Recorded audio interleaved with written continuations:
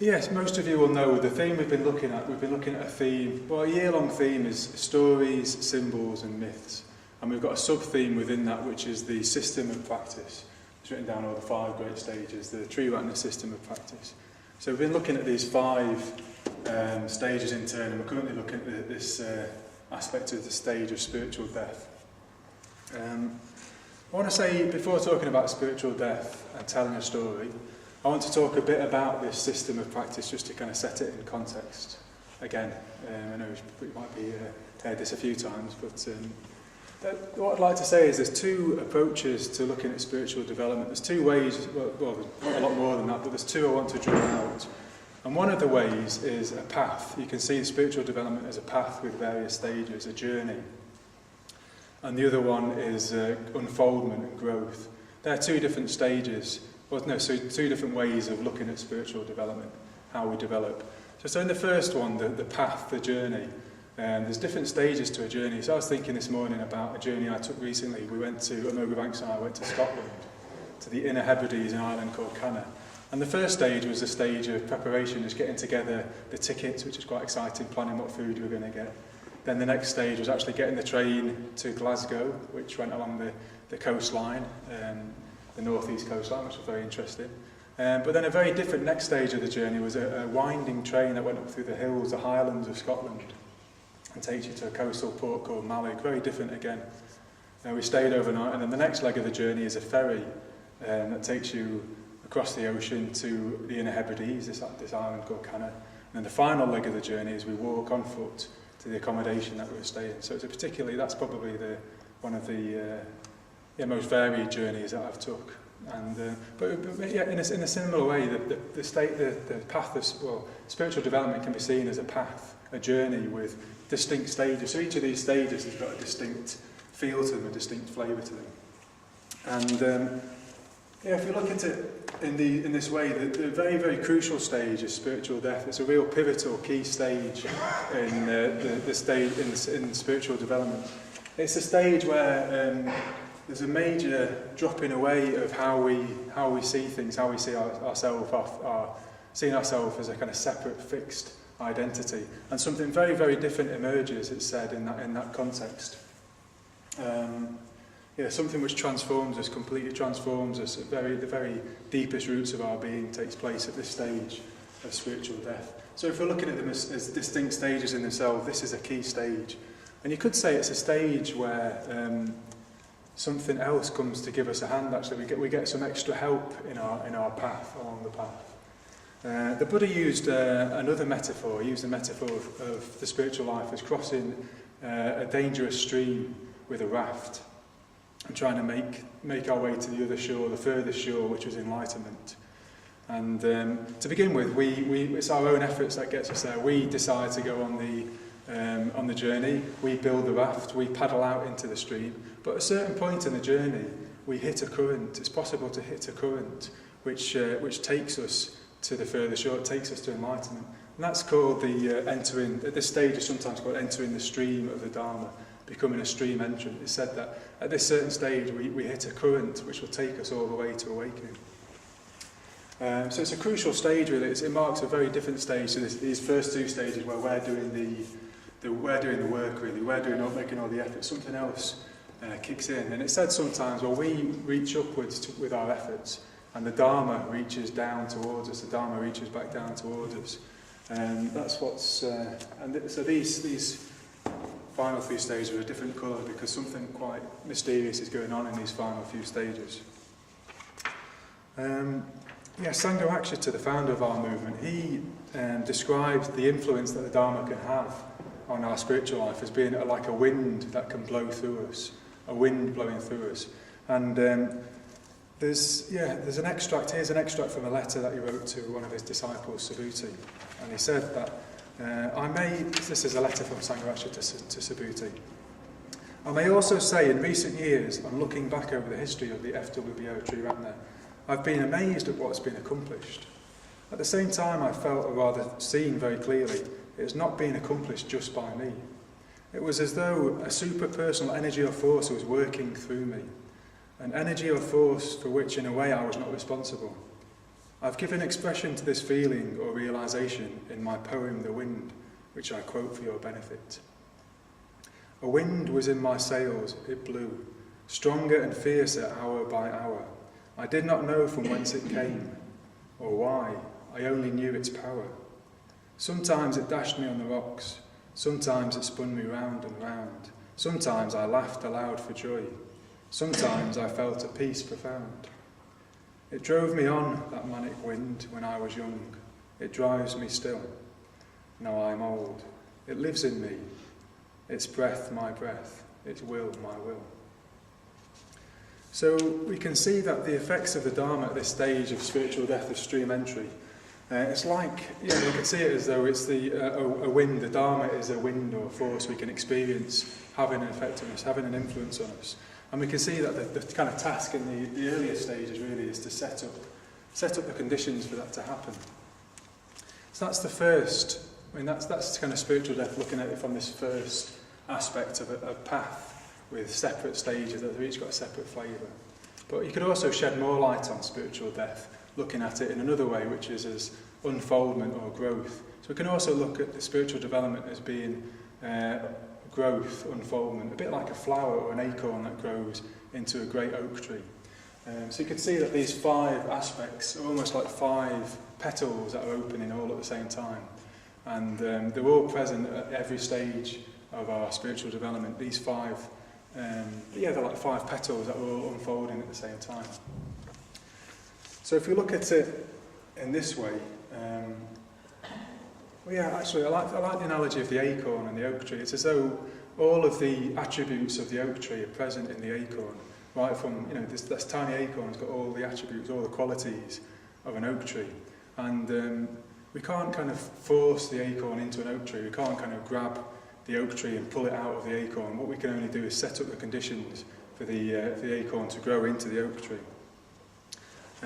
So spiritual death, if we want to reach this stage of stream entry or insight, where something very major happens, it's this big shift in our spiritual life, we need to set up the conditions in the early stages. And to do that, spiritual death takes a form of transformation, change. It's where we let go of our old stories about ourselves. We let go of our old views about ourselves, and something new arises. It's where what dies is our old ideas of ourselves, our old ideas of who we think we are, and something new can emerge. So there's two ways of looking at spiritual development. There's the flip chart. Looking at spiritual development as journey and growth, and it's the second of these that I'm going to be mostly talking about this evening. Just looking at spiritual death as being transformation, as being letting go of old stories, old ideas, so that something new can emerge, so that we're constantly changing and growing. And we've heard 4 stories so far over the last recent few weeks about spiritual death. 4 different people who've encountered something higher, something, you could say from another dimension. They've had an encounter with something, maybe spiritual vision you might call it, and it's changed them, it's radically changed them so that they can't go back to being how they were before. So we heard first of all about Scrooge in Charles Dickens' story, The Christmas Carol. We've heard of Ajatasattu, of Ajatasattu, of Ajatasattu. We've heard of Siddhartha the Buddha, and we've heard of Kisagotami, the story of Kisagotami. So each of them has encountered something, you could say, from a higher dimension that's just transformed them, changed them radically, so they couldn't go back to who they were. But it doesn't always work out like that. It's not always guaranteed to work out like that. It's possible to encounter something higher, something you could say from a higher dimension, and not be radically transformed if we haven't done the kind of earlier preparation work, if we haven't laid the foundations in the correct way. So I'm going to tell a different story where it doesn't work out in the same way, quite the same way. So this is a story you've probably all heard before, because we tell it on the beginner's course, week 1 of our beginner's course. It's a story of an encounter between the Buddha and King Ajatasattu. And it's a story we also tell to the schools in our school visits. Kate and I act it out as a pantomime. The version that I'm going to tell this evening is a slightly different version. It's a version from a sutta called the Samanaphala sutta. Phala means fruit, fruits of, and samana or shramana is sometimes called the homeless life. It's kind of the life of somebody who's gone forth from worldly concerns. So this sutta is about the fruits of somebody who's left behind worldly concerns. It's called the Samanaphala sutta. So at the time of the Buddha, the area that we now know as northern India was split up into several different kingdoms. There's lots of different kingdoms. And the Buddha happened to be staying in a particular kingdom. And the king of this place was called Ajatasattu. King Ajatasattu. And the story goes he was quite a nasty king. He wasn't a very pleasant king. He was quite a ruthless young king. He had murdered his father and imprisoned his mother to get the throne. He was ruthless, he was very, very selfish. He was all about power and wealth and getting even more power and more wealth and creating a world around him that was, the people feared him, and he got as much power, as much wealth, pleasure as he could get. So that was the world in which Ajatasattu lived in. But it wasn't a very pleasant world actually, because he lived in fear as well. He lived in fear and anxiety. He didn't have any peace of mind. He didn't have any contentment. He lived in a constant fear that people would take away what he'd got. That he'd made quite strong enemies, powerful enemies by the way he'd acted, and he lived in fear and anxiety. So one of the things what he craved was peace of mind. What he really wanted was peace of mind. And the story goes that there was a moonlit evening in April, a very beautiful moonlit evening, and the king, something stirred in the king, a sense that something might be possible on this moonlit evening. So the story goes that the king said, "This is an auspicious night. This is a very auspicious night. This is a delightful moonlit evening. This could be an evening where I pay a visit to a teacher who might bring me peace of mind." And he was surrounded by his ministers, and each of the different ministers suggested a different teacher that Ajatasattu could visit. And they all said, well, this teacher, such and such a teacher, and he's got a really good reputation, he's really famous, he's been at it for a very long time, he'll give you peace of mind. And but each time the king just remained silent. He wasn't very impressed, because he'd been to all the different teachers in the land, and none of them had brought him peace of mind. And all the time there was one of the king's ministers called Jivaka who was just stayed silent. He didn't say anything whilst all this was going on. And the king noticed this and he said, "Friend Jivaka, what do you think?" And Jivaka said, "Well, there is the Buddha. There's this chap called the Buddha, and he's staying in my mango grove where I live with 1,250 of his followers. And it's said that he's fully awakened. It's said that he's fully enlightened. And he's got a lot of followers. And it's said that he teaches men by day and devas by night. And I think he might be able to, perhaps he could bring you peace of mind." And the king was delighted. "Fantastic, fantastic," said the king. "Get my royal elephants, get my entourage, let's go and meet the Buddha." So Jivaka got the king's royal entourage. He got 500 she-elephants, each for the 500 of King Ajatasattu's wives, to go with him. He got the king's torchbearers and all the ministers, and it said there was a big procession. The king wanted to go in a stately procession to meet such an important teacher. He didn't want to go alone, he wanted to take his whole royal procession. So off they went, and they set off and they went to Jivaka's mango grove. But they got to the edge of the forest leading to the mango grove, and the path was very narrow. So it's too narrow that the elephants and wives couldn't come down the path. So the king had to get off his elephant, and they had to go by foot and leave behind the elephants and the wives. And the path got narrower and narrower, and darker and darker. And gradually, bit by bit, the king had to leave behind more and more of his entourage. He had to leave behind his ministers, the dancing girls, the entertainment, it all had to stay behind. And eventually it was just single file, him and Jivaka, into the heart of the forest. And it was very dark and very quiet. And the king was very afraid, because he said to Jivaka, "Well, Jivaka, I can't hear anything. If there's 1,250 monks in this forest, why can't I hear anything? I can't hear anything. Is this some sort of trap? Am I being trapped?" And all the king's kind of doubts and fears and anxieties started to play on his mind. "Are you leading me into a trap, Jivaka?" But Jivaka reassured the king and said, "Well, no, king, it's not a trap. And I assure you, just around the corner is the Buddha and his followers, 1,250 of his followers." So they just went on a little bit further, and sure enough, there was the Buddha and 1,250 of his followers sitting completely still, completely calm, not moving, in complete silence. And there was a really powerful atmosphere, a very powerful, tangible atmosphere, and the king was deeply moved by it.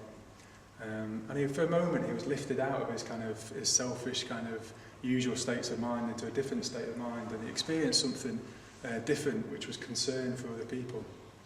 And what came to his mind and what he said out loud was, if only my son could experience such a state as this, if only my son could experience this state. And so the Buddha beckoned for Ajatasattu to come over, and he said, do you love your son, Ajatasattu? And the king said, yes, very much. I love him very much. So the king was lifted out of his usual state just temporarily, but quite quickly came back into his usual kind of ruthless, selfish state. And he could see the Buddha and all his disciples sitting around, and the question he put to the Buddha is, well, what's the point of all of this? What's the point of this spiritual life? Why? It's all very well sitting here in silence, but what good does it bring? What are the benefits of a life like this? I've got people who work for me, loads of people who work for me, I can see the benefits of what they do. What's the benefit of this? What's it all about? And the Buddha basically answered, well, there's a dialogue between the Buddha and the king, and the Buddha just laid out step by step the benefits of the spiritual life. So he laid out the benefits of the system of practice, really, not in those terms, but as we would know it. But first of all, he said to the Buddha,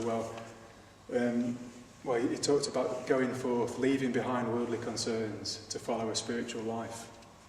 And once you've done that, you can practice ethics and you can practice mindfulness. In other words, you can practice the gap and ethical behaviour, which are these first two stages of the spiritual path.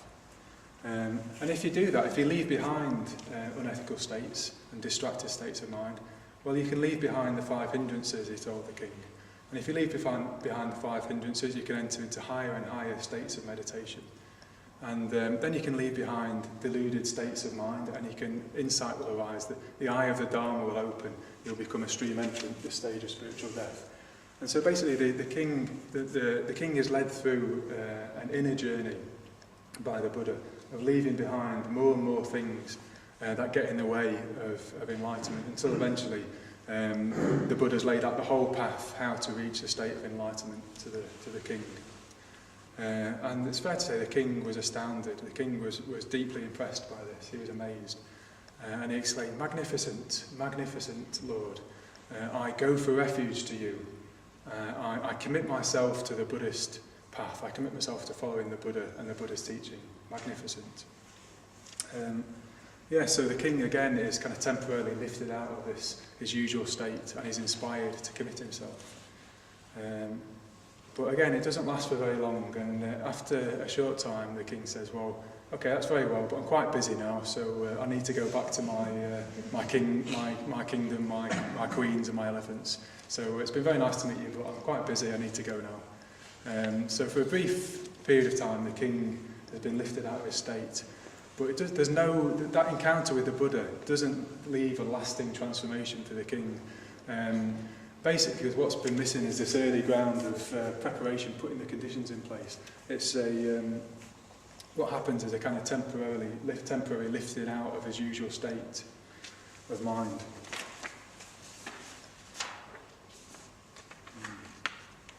So, what's the moral of the story? Oh yeah, so there's one final bit of the story, which is the king then, after the king's left, the Buddha says to his disciples, the king would have become a stream entrant and would have become enlightened if he hadn't murdered his father. But because he'd murdered his father, his consciousness, his state of mind, who he'd become, was so kind of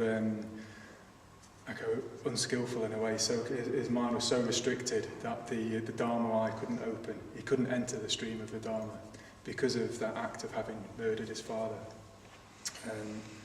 So the moral of the story is, don't kill your parents. That's the first moral of the story.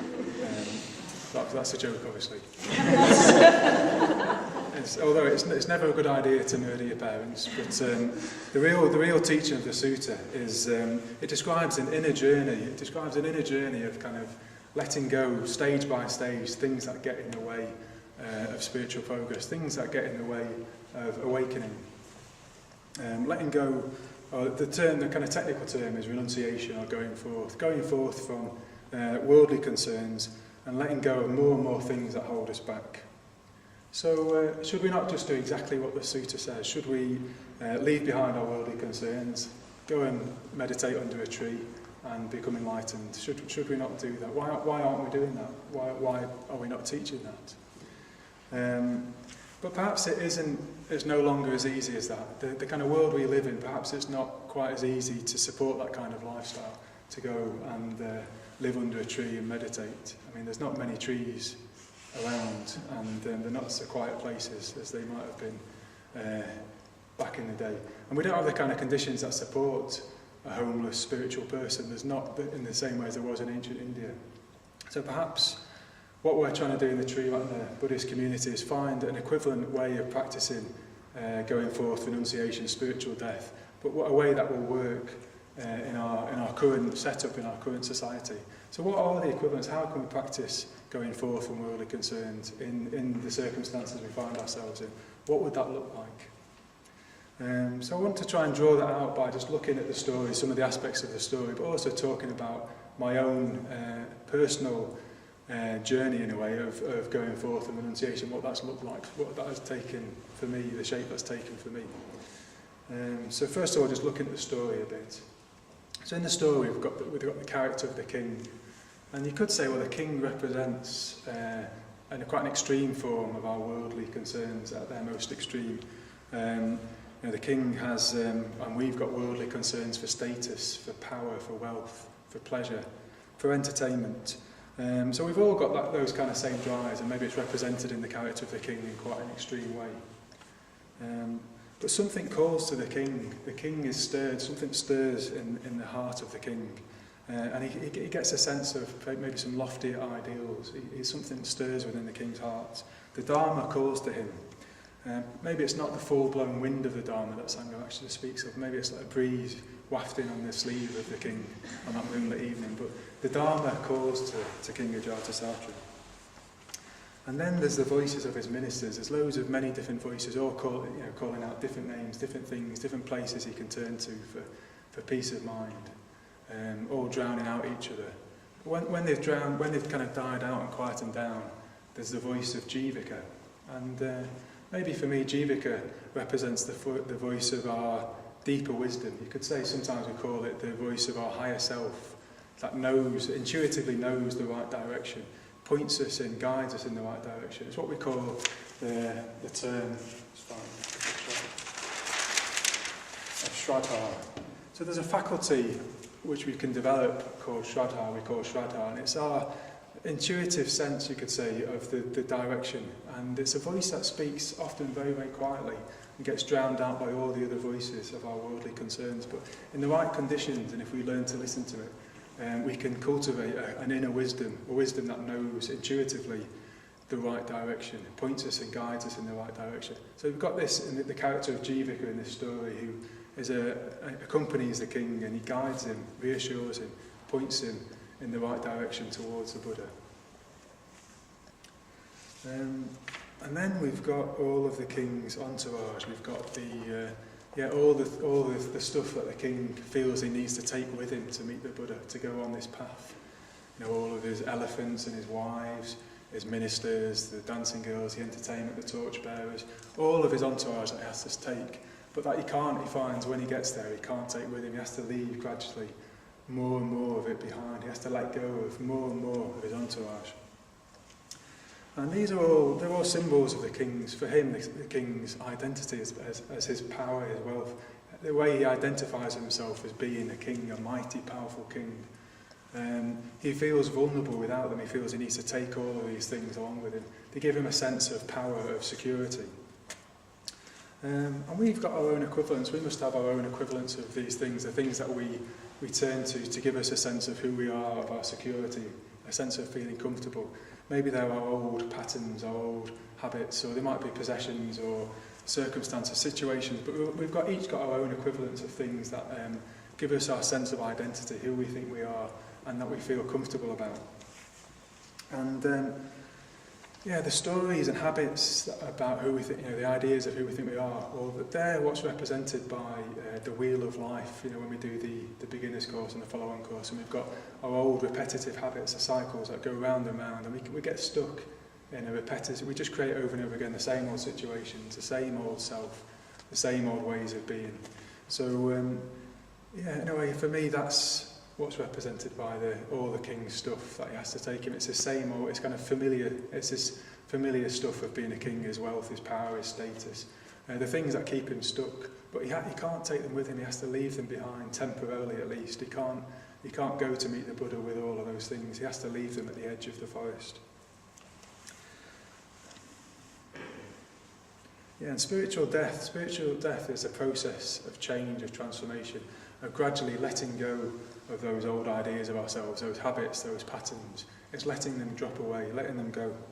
An image the Buddha used, which I really like, is of a snake that's shedding its skin. Just layers and layers of the snake's skin are being shed, and underneath more and more magnificent, glorious colours emerge as each layer is dropped away. Yeah. So, I suppose like the king, as we step on the spiritual path, as we step towards the Buddha, we'll reach a point where, in a way, we get stuck. It's as though we've hit a bit of a ceiling. We can't go any further. It's as though, we've got stuck. We've reached a point where we need to let something go. Something needs to change. Something has to change before we can go any further. And there will be a series of these along the path, a series of kind of mini spiritual deaths where, it's almost like we just, before we can go any further, on the path, something needs to change. And that's what I'd like to explore a bit further. And I want to do that by just, in a way, rather than talking about abstractly, just look at my own experience of that. I thought that might be helpful. And I am going to do that in 3 ways. My going forth in terms of external conditions, ethical behaviour, and views and stories that as I've gone along the path I've needed to let go of, things that I've needed to change. Yeah. And what's happened, my experience has been a bit like the king, as you go, in order to go further and further, to deepen my commitment to Buddhist practice, I've had to gradually let things go, to go deeper and deeper with my commitment. And not necessarily what I might have expected, actually. As we'll discover, different things than I might have expected as I first set out on the path. So to begin with, my first involvement at the centre, one of the first things that dropped away was eating meat. Actually, I became a vegetarian quite quickly after getting involved with the Dharma, with Buddhism. And it didn't seem like too much of an effort, actually. I did have the odd pang for things like bacon and full English breakfasts, because I did like those. But it didn't seem that difficult, actually. It's as though I was just ready to stop eating meat. It's almost like I'd been looking for. I had felt a bit uncomfortable about eating meat before as a Buddhist, and when I came along here, it just felt like it was the right thing to do at the right time. It just kind of dropped away, really. That was the experience of it. It was. I was ready to stop eating meat. So it wasn't too much of an effort. And and the next thing that kind of started to drop away was going out and getting drunk a lot of the time. That was another thing that I found myself involved in Friday and Saturday nights with my friends. And it wasn't something I really enjoyed doing. I didn't really enjoy doing it. It's something that I did because everybody else did it. I did it socially. And again, it was quite nice to have a reason or an excuse not to do it, in a way, to let go of that, to stop doing that. So there were 2 things that I was quite glad to let go of, actually, eating meat and going out and getting, particularly the hangovers, because I used to get very, very bad hangovers. And so I'm quite glad I don't get those anymore. Massive hangovers. And then I'd need a full English breakfast. the two kind of went together, so they had to go at the same time. But then there was, I decided I wanted to kind of deepen my commitment. I became a mitra. at the Buddhist Centre. I wanted to deepen my commitment.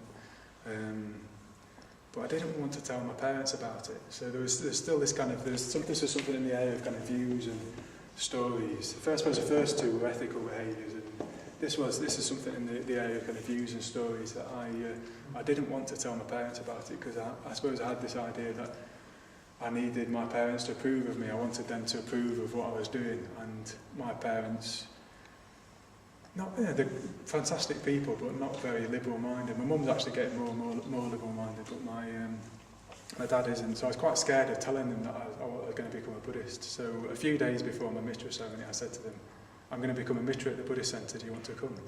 And the conversation just stopped, basically. The whole conversation stopped, and they didn't come. And I handled it quite badly, really. But there was this view that I started to notice, really, at that stage, was of feeling like I needed the approval of my parents to do things, and the approval of kind of authority figures to do things.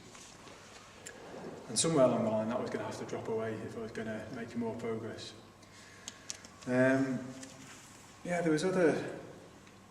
Well, I suppose, there's a quite a big change in my external conditions. Was when I first got involved at the Buddhist Centre and became a Mitra, I was running a publishing company. I'd started a publishing company with a school friend. So I had a business and a business partner. Quite relatively successful. It wasn't kind of massively successful, but quite successful. And I'd invested a lot of time and energy in it. In fact, I'd quite a lot of status involved in being managing director of my own company, and being quite wealthy and having going to conferences and meetings, and there's people we'd have people wanting to sell, wanting us to do business with them. So I'd have meetings with the sales director from Hallam FM who'd come and take me out for dinner and things like this. So it's quite there's a lot of status involved in it for me. I liked the idea of being a managing director of a company. But what started to occur to me is that I wanted to become more deeply involved, deeply committed to Buddhist ideals, ethics in a way. Ethics were becoming more and more important to me. Generosity, simplicity, truthfulness. And these were all kind of not the way the advertising world worked, really, and the way the publishing world worked. It wasn't about truthfulness and generosity. It was about getting as much money as you could, and it didn't really matter how you did it. So it's almost like I was being pulled in different directions between the world of my business and the ethical ideals that were becoming more and more important to me. And it felt like the two couldn't really sit together. So I made what was at the time a difficult, well, in hindsight, an easy decision, but at the time felt like a difficult decision to leave that business, to walk away from that business as it happened, and But actually, that was the best I could say the best thing I've ever done, or one of the best things I ever did. It was I was now free to just live the life I wanted to live, to express my own ideals without any restrictions and limitations. I spent some time working in the evolution shop. And one of the next things that happened is, a few weeks after I left the business and was stacking shelves, I was actually polishing the candle shelves in evolution. The sales director from Hallam FM came in to buy some candles. And, he was quite surprised to see me, and I was quite surprised to see him. Actually quite humiliated, quite embarrassed, because a few weeks earlier I'd been in this boardroom, him trying to get me to do business with him, and now he was wanting to buy candles for his wife, and I was polishing the candle shelf. So it was quite an uncomfortable experience, and but actually, I suppose it was just what I was encountering was my kind of view and status, really, kind of the idea that that was who I was, that I was a businessman, and and it sat uncomfortably that I was encountering the kind of needing to let go of that idea about myself, really, that wasn't who I was. It wasn't who I was, and I wanted to be actually about something more important, something bigger than that. So just a few examples, but what I would say is that probably the most difficult thing to change are views and stories, a difficult thing to let go of ideas about ourselves and views and stories. It's not something that I found I could just notice an idea or a story or a view and it just drop away. What tends to happen is sometimes I feel like I've dealt with a particular view or a particular story, I know, and then a few months down the line or a few years down the line, it comes back, and I think, I thought I've dealt with that, and it's back again. So there's two particular views that have been a bit like that. One is that I'm not good enough. Somehow I get this kind of pervading view that for some reason I'm not good enough, and I'm unique in that I'm not good enough. Somehow I can't meditate. I'm not very good at meditation. I'm not very good at writing talks. I'll be thinking of a talk. I can't do this. What am I doing this for? So this kind of pervasive view that I kind of, and then I do some metabar, and I think I've let go of that view, and then it crops back up again.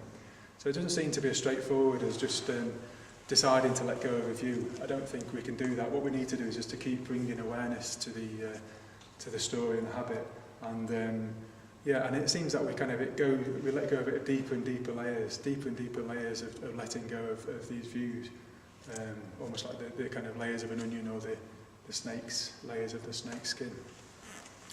And a pair, it seemed to come in a pair, this view, with a view, as well as that I'm particularly bad, that I'm very special. There's another side to the view, which is, I've got this kind of view, but I'm uniquely special as well. That somehow particularly when I was ordained, that was kind of fed into this idea, I'm quite special. And quite recently I've had to let go of that as well. This idea that somehow I'm kind of better than people, or special than people. It's quite a subtle views, but there are some recent ones. Very, very recent one is that the Buddhist Centre kitchen belongs to me. Because I designed it. Even though I didn't design it, I designed it with Claire and other people, and Srimati I didn't, but I've got this view, I designed it. So we were working to fit it last week, and I wanted people to fit it the way I wanted them to fit it. And I was working with 4 people who were very skilled professionals, and they had different ideas about how to fit the kitchen. And I had to let go of my ideas about how it was going to be fitted. And then I've realised I've got to let go of my ideas of how people should use a kitchen. People should use a kitchen in a particular way. And I can't control the way people use a kitchen, so I've got to let go of the kitchen and give it back to the Buddhist Centre. I don't own it. But so,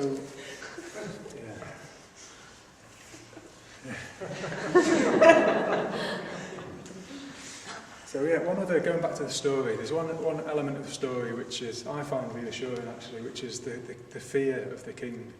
So the king has to let go of these things, he has to let go of different things as he goes deeper and deeper on the path. And eventually it's just him and Jivaka, and they're going single file, and it's darker and darker. And he's overcome by a deep fear, a deep terror. And Jivaka reassures the king. And it was a similar story, Ajatasattu told the story of Jyotipala, and just before he encountered Brahma, the great Brahma, he was overcome by a great fear. I think when he encountered Brahma, he was overcome by a real fear. So I find that actually reassuring, because there's times when I'm faced with things that I realise I need to change, or I need to let go of.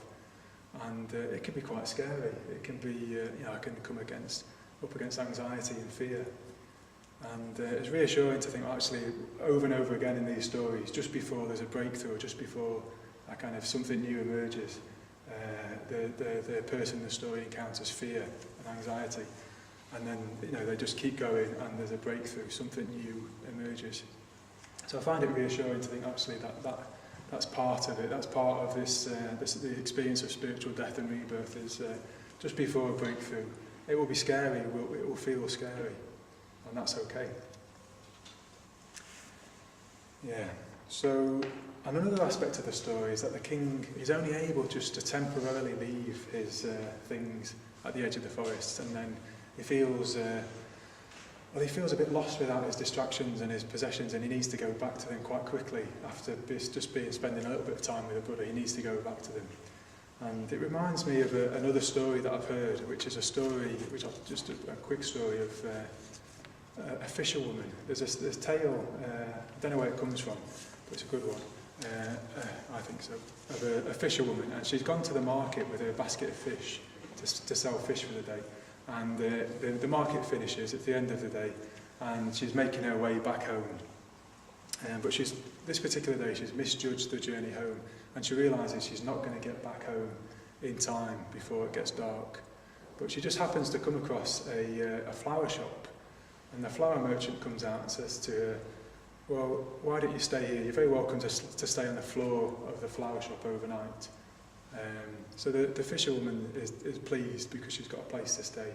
So she leaves her basket outside and she goes to sleep on the floor of the flower shop. But in the middle of the night she wakes up and she's unsettled. She's troubled because the flower shop's so beautiful. The sight of all these colourful flowers is so beautiful. The smell, the aroma of the flowers is so beautiful. She can't stand it actually, because what she's used to is a stench of a smelly fish, actually, a smelly fish basket. And she's not used, she can't stand the beauty of these flowers, the aroma of these flowers. So what she does is she goes back outside and sleeps with the fish basket, the smelly fish basket, because that's what she's used to. She's used to kind of the stench of these foul-smelling fish. And then after time she brings the fish basket into the flower shop and sleeps with the fish basket inside the flower shop. And for me this is another metaphor of how it's not easy to let go of things in a way. We're used to the smell of our old smelly habits. We find them comfortable, and it's not easy to go outside of our comfort zone, to leave behind things, stories, habits, situations that we're used to. Even if we know that they might be harmful to us or harming us, we don't want to leave them behind because we like the smell of them. It's familiar to us. It's like the jumper that smells familiar to us. Some of our old smelly habits, even though they might be causing us harm, we don't want to leave them behind. So it's quite difficult. The practice of going forth, letting go of things, isn't an easy practice. Yeah, but for me, this is what the path of renunciation is like. It's like the story of the flower seller. It's difficult to settle in this kind of with the beauty of who we could be, our kind of higher self. It's difficult for us to accept who we could be. It's difficult to stay with the kind of the flower shop of the beauty of the flower shop of who we could be. And so we take we have to go on the path taking our smelly fish basket with us. But gradually over time we're just leaving more and more of the smelly fish behind. It's a kind of trail of smelly fish as we go further and further on the path.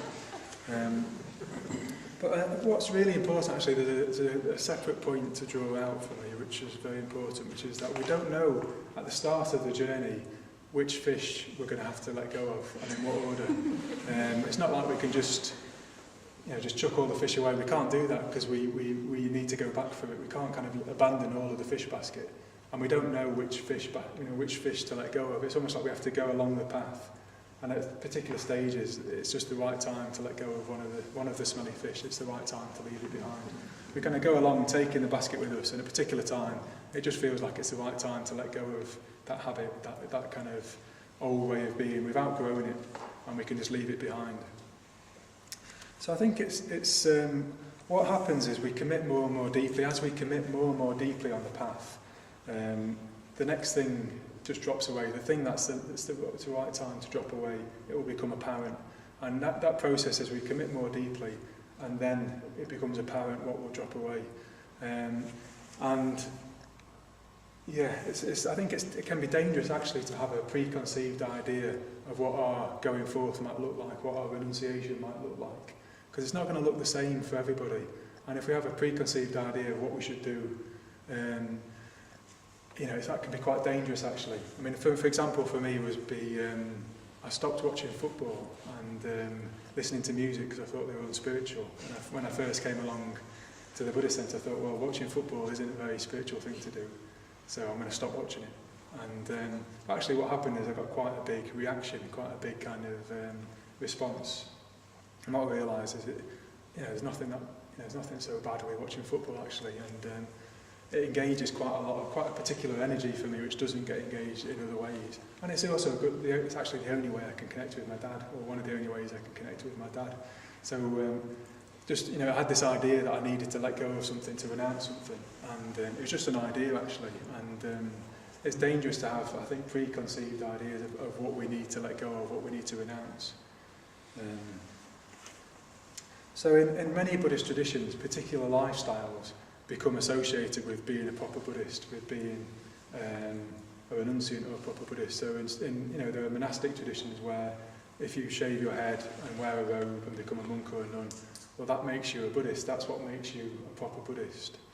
But Sangha Night, who founded this movement, he teaches that a particular lifestyle shouldn't be mistaken for progress, or shouldn't be mistaken for being a proper Buddhist. Sangha Night teaches that what makes somebody a Buddhist is the act of committing themselves to the Buddhist path more and more deeply.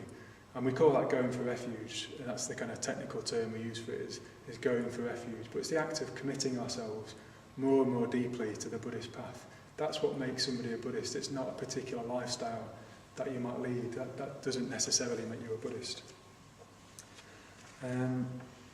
Sangha Night has got this famous kind of aphorism, which is commitment is primary and lifestyle secondary. And it was updated after that to say, well, lifestyle secondary, but not really important. So he in a talk, a really good talk actually, I really recommend reading the book or listening to this, a talk called The 10 Pillars of Buddhism. Sangha Night described commitment as being like the beating heart of the Buddhist path. He said the commitment, going for refuge, is the beating heart of the spiritual path. And then our practice of ethics is like the blood that takes, and kind of nourishes the whole of the body, all the different aspects of the body. Our ethical practice will then nourish all the different aspects of our life, will be flavoured, perfumed by our commitment. Our ethical practice will take our commitment into all the different aspects of our life. So it's our commitment is what's primary, our commitment to practice, and that will shape through our ethical practice the choices that we make. Like the choices we make will become more and more in line with our ideals and our values. The deeper our commitment is, the deeper we are committed to those ideals.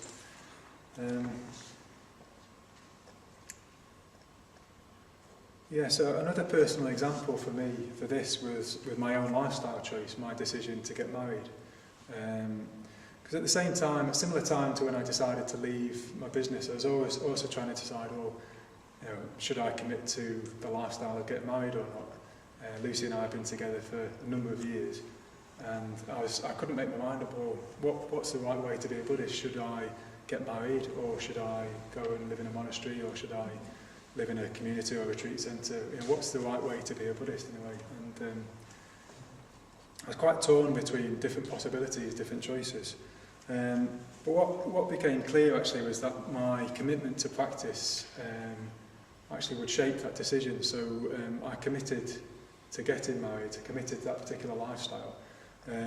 But I suppose the form of our marriage was shaped by our commitment to Buddhist practice. So it was clear to me I didn't want to, I was happy to commit to having a family, but I didn't want to be stuck in a career, a job that I didn't enjoy. I didn't want to have to pay for a family. What I wanted was for my energies to be available to serve the Sangha, to work and serve the Sangha. So that became clear to me. In fact, I could only get married if that was the case, if that was going to be possible. And I wanted to be able to have time to go on retreat and to be able to serve the Sangha with my energies and to go on retreat.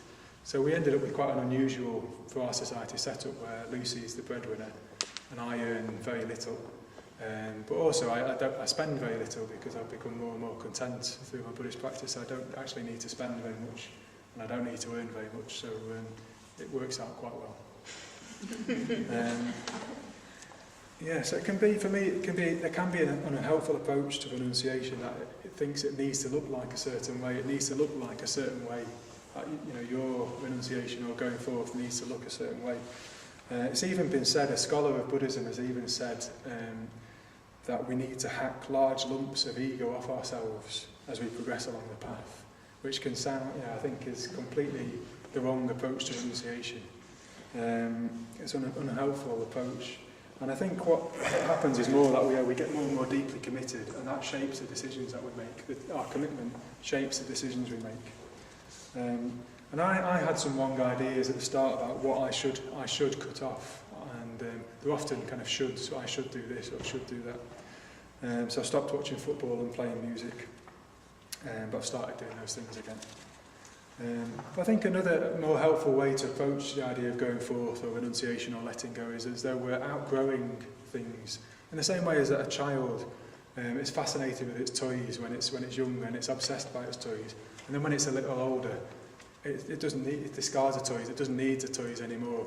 Well, we could think of renunciation and spiritual death in that way. As we become a bit wiser, our mind becomes clearer, we become a bit wiser. Well, we don't need to do the things that we used to do. We can actually start to see through them, we can let go of them. So it's as though we're kind of outgrowing toys that we don't need anymore. Yeah, how are we doing for time? Quite good. So I think the approach I actually find the most helpful is that, so this is kind of the acid test for me, is if I feel like I can be really fulfilling my potential in my particular circumstances, if I can be living out who I could really be in my particular circumstances, well then I'll be happy. But if I can't, I'm not going to be happy, I'm not going to be satisfied. And having tasted what the possibility of spiritual growth and transformation, that's not enough for me. So if a situation isn't allowing me to be who I could be, well then something needs to change. And it's either going to be the situation itself changing through my commitment and my values and my ideals, which was what happened collectively with my relationship, Lucy and I. And that was one example of that. Or it could be that a situation needs to be left, like my business partner in my business. That was a situation I couldn't change. I couldn't be myself in that situation, and I needed to leave that situation.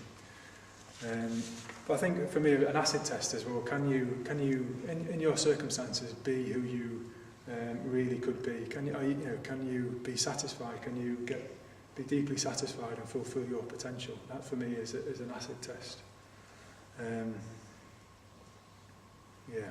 So there's a few caveats, a few important things to say.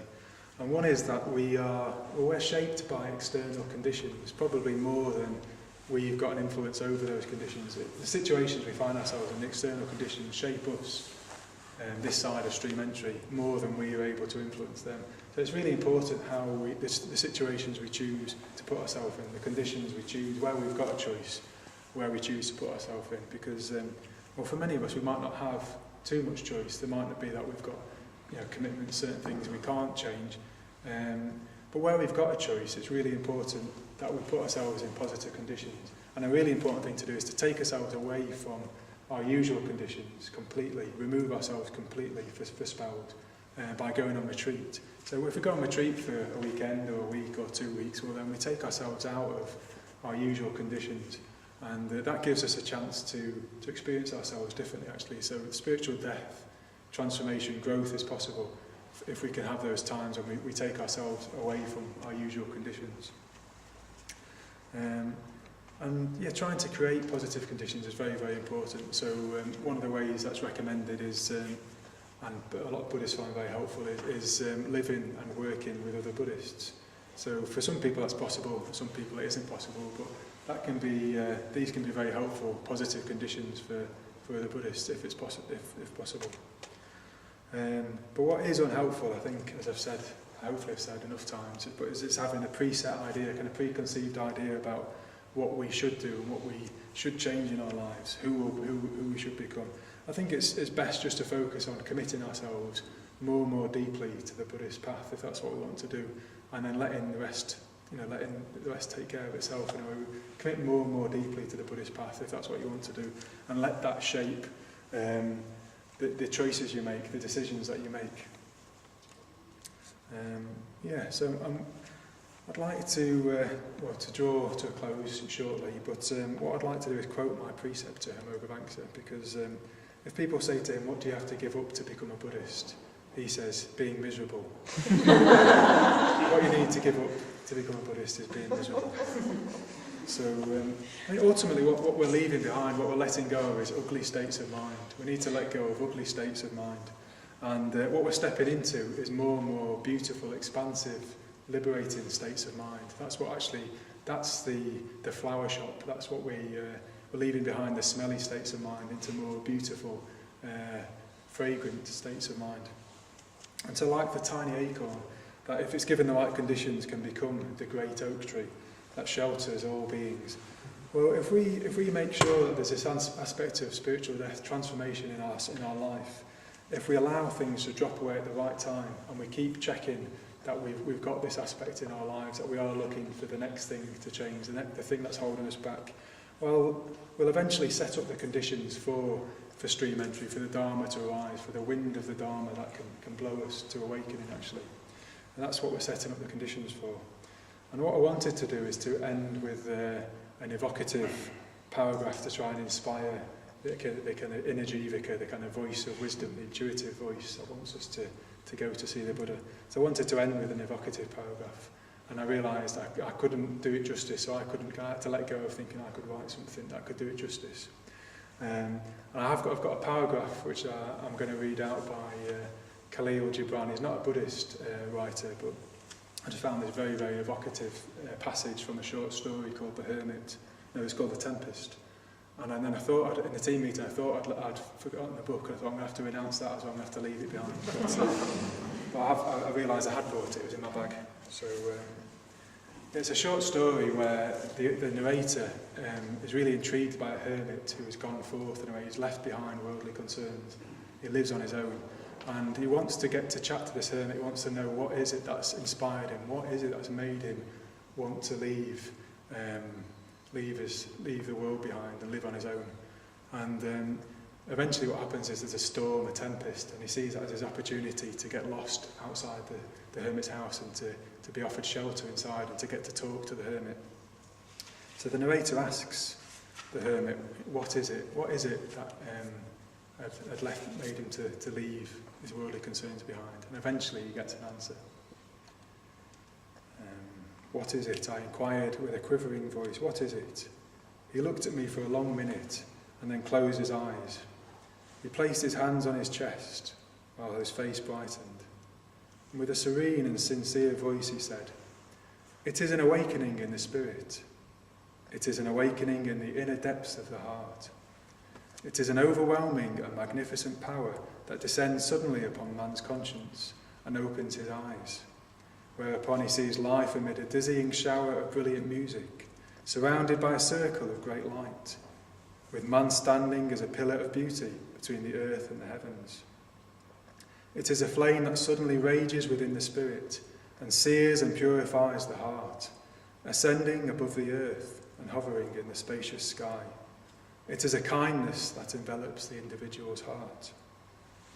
It is a secret hand which removed the veil from my eyes while I was a member of society, amidst my family, my friends and my countrymen. That is what happened to me 4 years ago, when I left the world and came to this void place, to live in the awakeness of life and enjoy kind thoughts and beautiful silence." He walked towards the door, looking at the depths of the darkness, as if preparing to address the tempest. But he spoke in a vibrating voice, saying, "It is an awakening within the spirit. He who knows it is unable to reveal it by words, and he who knows it not will never think upon the compelling and beautiful mystery of experience." So I quite like that. Yeah.